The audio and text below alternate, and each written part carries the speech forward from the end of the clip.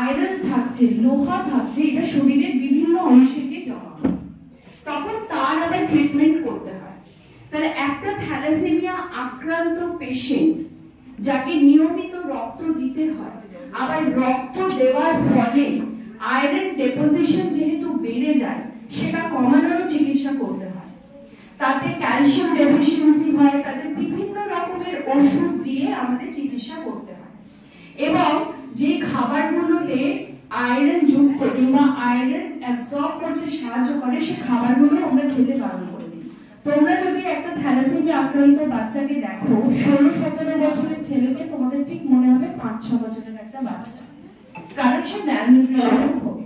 তো প্রত্যেকটা মেডিকেল কলেজে এখন 1,500 থেকে 2,000 বাচ্চা আছে যারা নিয়মিত চিকিৎসার মধ্যে আছে। তাহলে এই রোগটা এলো কোথা থেকে? যখন আমরা কোনো থ্যালাসেমিয়া আক্রান্ত বাচ্চা পাই, তখন আমরা তার বাবা মার টেস্ট করি।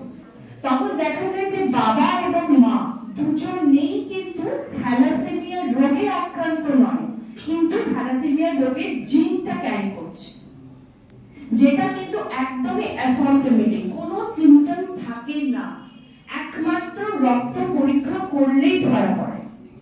তাহলে তারা জানে না, তারা বিয়ের আগে পরীক্ষা করেনি, বাচ্চা নেবার আগেও পরীক্ষা করেনি, যখন প্রেগনেন্ট তখনও পরীক্ষা করেনি, সুতরাং একটা থ্যালাসেমিয়া বাচ্চা জন্ম হয়েছে। সেই জন্য আমাদের মেইন উদ্দেশ্য হচ্ছে যে রোগটা হতে না দেওয়া। তাহলে আমাদের কি করতে হবে? যে আমরা আগে